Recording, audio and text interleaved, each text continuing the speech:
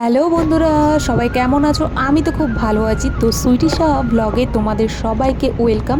আজকে একটা নতুন ভিডিও আমি তোমাদের সামনে দেখাবো, যেটা হচ্ছে সিকিমের লাচুংয়ের ভিডিও।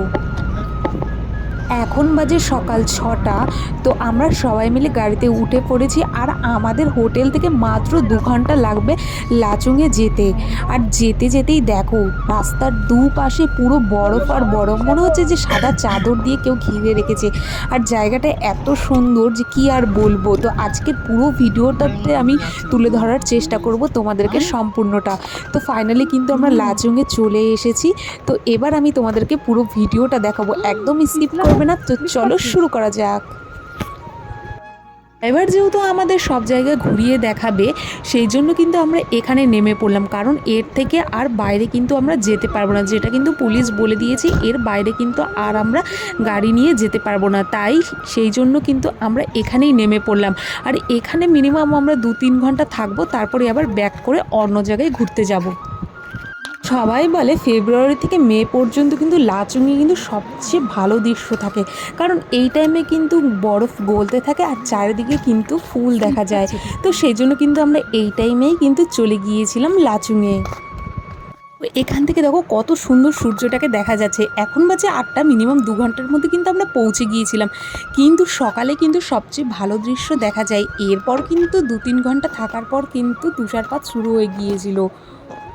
একটার পর আসলেই কিন্তু আমরা এরম সুন্দর দৃশ্য কিন্তু দেখতে পেতাম না। তার কারণ তখন কিন্তু আকাশে মেঘ জমেছিল এবং তুষারপাত কিন্তু শুরু হয়ে গিয়েছিল। তুষারপাতের কারণে কিন্তু ভালোভাবে সেই রকম দৃশ্য কিন্তু চোখে পড়ে না। ভাগ্যিস আমরা সকালেই এসেছিলাম, কারণ ড্রাইভার বলেছিল খুব সকালেই কিন্তু আসতে হবে। সেই জন্য কিন্তু এত সুন্দর একটা দৃশ্য কিন্তু আমরা দেখতে পেয়েছি। এরপরে আসলে কিন্তু আর সেরকম একটা দৃশ্য আমরা দেখতেই পেতাম না। আর যেহেতু আমরা আর যেতে পারবো না, সেই জন্য কিন্তু দেখো সবাই এখানেই কিন্তু গাড়ি থামিয়ে রাখছিল।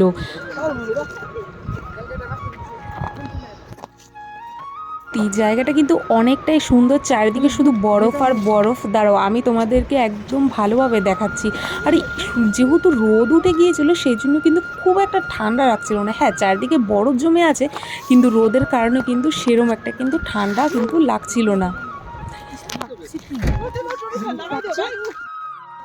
বরফের ওপরে ওঠার জন্য কিন্তু নর্মাল যে আমরা শ্যু পরে থাকি, সেটা পরে উঠলে কিন্তু স্লিপ কাটবে। সেই জন্য লাচুংয়ে কিন্তু আসার সময় কিন্তু সেখানে শ্যু কিন্তু ভাড়া দেওয়া হয়। 100 কি 200 টাকা নেয়। আর এমনি নর্মাল শ্যু পরে উঠলে কিন্তু প্রচণ্ড প্রবলেম হবে। আর এই শ্যু পরে কিন্তু একদমই ওঠা যাবে না, তার কারণ খুবই স্লিপ কাটবে। তো এখানেও কিন্তু জুতা কিন্তু ভাড়া দেওয়া হয়। লাচুংয়ে আসার সময় যদি তোমরা জুতা নাও নেও, এখানেও কিন্তু ভাড়া দেওয়া হয়। তো সেই জন্য ড্রাইভার বলছিল জুতা পরে ওপরে ওঠো, নাহলে কিন্তু স্লিপ কাটবে। তো চলো ওই দিকটাতে যাওয়া যাক। আমি কিন্তু জুতো নিয়েছিলাম, কিন্তু ভাবলাম এই জুতো পরে ওপরে উঠি, কিন্তু সত্যি বলতে স্লিপ কিন্তু কাটছিল। তাও কিন্তু আমি ইচ্ছা করেই কিন্তু আস্তে আস্তে উপরে ওঠার চেষ্টা করছিলাম। আর এই বরফগুলো দেখছো, এগুলো কিন্তু গুঁড়ো বরফ। দাঁড়াও তোমাদেরকে আমি দেখাচ্ছি। এই যে দেখো বরফগুলো পুরো গুঁড়ো গুঁড়ো বরফ, কিন্তু সত্যি কি ঠান্ডা। এতটাই ঠান্ডা যে হাতের মধ্যে লাগছিল।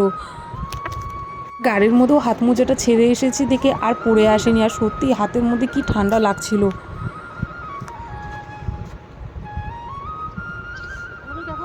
কোনো কোনো জায়গায় কিন্তু বরফগুলো পুরো একদম জমে গিয়েছে, সেই জন্য কিন্তু আর আমি উঠাতে পারছিলাম না হাত দিয়ে। আর হাতে সত্যি খুবই ঠান্ডা লাগছিল।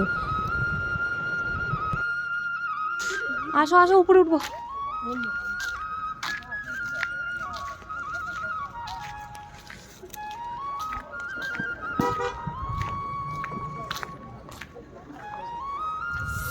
পুরো পুরো পুরো বরফ।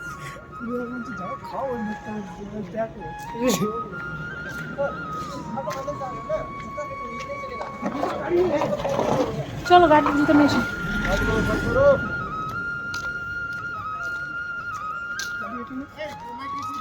হ্যাঁ বললাম না, ইয়ে হয়ে গেছিল। জুতোটা পরে যাওয়া যাবে না, স্লিপ কাটছে। লাচুং যেহেতু পাহাড় থেকে অনেকটাই ওপরে, সেই জন্য কিন্তু এখানে ওঠার সময় কিন্তু অক্সিজেনের প্রবলেম হয় অনেকেরই। সুস্থ মানুষের কিন্তু কোনো রকমের প্রবলেম হয় না, কিন্তু যাদের শ্বাসকষ্টের প্রবলেম আছে তাদের কিন্তু এই সব জায়গা কিন্তু এড়ানোই উচিত। তাছাড়া শিশুদেরও কিন্তু এই সব জায়গায় না আসাই ভালো। আমারও কিন্তু শ্বাসকষ্টের প্রবলেম হচ্ছিল, তো সেই জন্য কিন্তু আমি কর্পূর এনেছিলাম, আর কর্পূর কিন্তু অনেকটাই কিন্তু আমাদের কাজে দেয়। কোথায় গেলে তুমি? তো আমরা গাড়ি নিয়ে দূরে যেতে পারবো না, কিন্তু হেঁটে হেঁটে কিন্তু অনেকটা দূরেই যাওয়া যাবে। আমাদের সাথে যারা এসেছিল তারা কিন্তু অনেকটাই দূরে চলে গিয়েছিল, কিন্তু আমরা যেতে পারছিলাম না, কারণ আমার তো প্রচণ্ডই নিঃশ্বাসের প্রবলেম হচ্ছিল। সেই জন্য আমি ভাবলাম যে এইটুকের মধ্যেই কিন্তু আমি উঠবো। তো ওই দিকে দেখো আমাদেরই সাথে যারা এসেছিল তারা কিন্তু দাঁড়িয়ে আছে, তো আমিও কিন্তু যাওয়ার চেষ্টা করছিলাম, কিন্তু নর্মাল জুতো পরে আসার জন্য কিন্তু স্লিপ কাটছিল।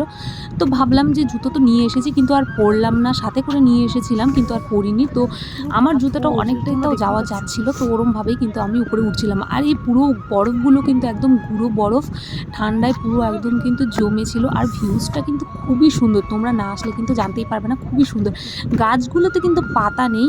আমার মনে হয় যে পাহাড়ের দিকে বেশিরভাগ গাছগুলোতেই, মানে যেগুলো বরফের উপরে গাছগুলো থাকে সেগুলোর মধ্যে কিন্তু পাতা থাকে না, শুধু শুধু এই ধরনের মতো তুমি হয়ে থাকে। আমার এটা তখন আমি যাই আগে ওকে না ধরে হাত ধরে না, হাত ধরে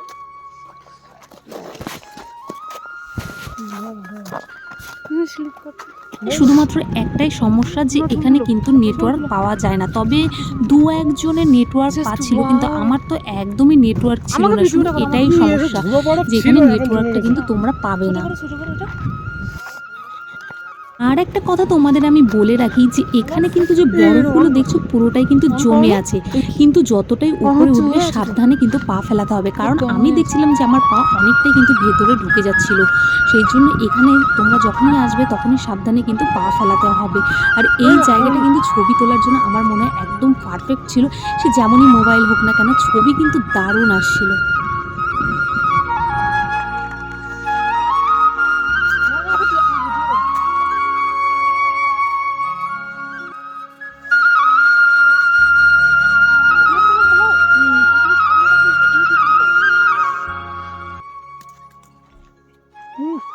শক্ত করে ঝোড়া করে হাত দিও না, ঠান্ডা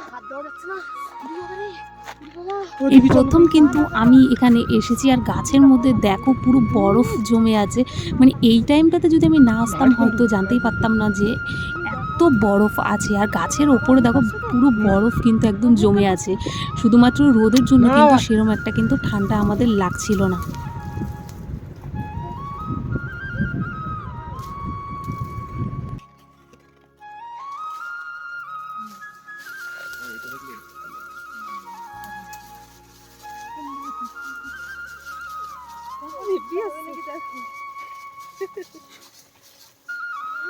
চলো। আমরা তো এখানে ভেবেছিলাম যে এখানে খাওয়ার হয়তো কোনো কিছুই পাওয়া যাবে না, কিন্তু দেখলাম যে আমাদের সামনেই কিন্তু দুজন ভদ্রলোক আর ভদ্র মহিলা কিন্তু এখানে ছোলা সিদ্ধ, ড্রিঙ্ক, তারপর হচ্ছে ডিম সিদ্ধ, ম্যাগি সিদ্ধ এইসব কিন্তু পাওয়া যাচ্ছে। তো আমরা নিয়েছিলাম ছোলা সিদ্ধ, তো 50 টাকা দাম নিয়েছিল, আর ম্যাগি নিলে 100 টাকা দাম নেবে। তবে এখানে কিন্তু একটু জিনিসের দাম বেশি, কারণ এরা অনেক দূর থেকে জিনিস সব নিয়ে আসে বলেই কিন্তু এখানে জিনিসের দাম কিন্তু একটু বেশি।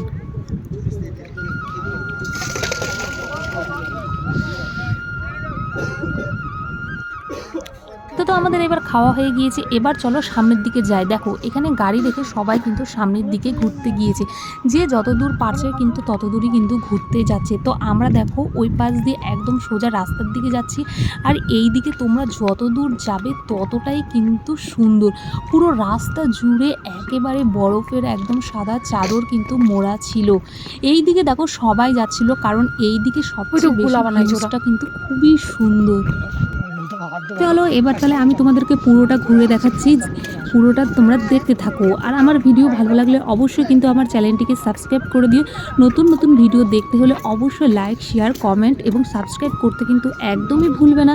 তো পুরো ভিডিওটা তোমরা একদম স্কিপ না করে পুরোটাই কিন্তু দেখতে থাকো।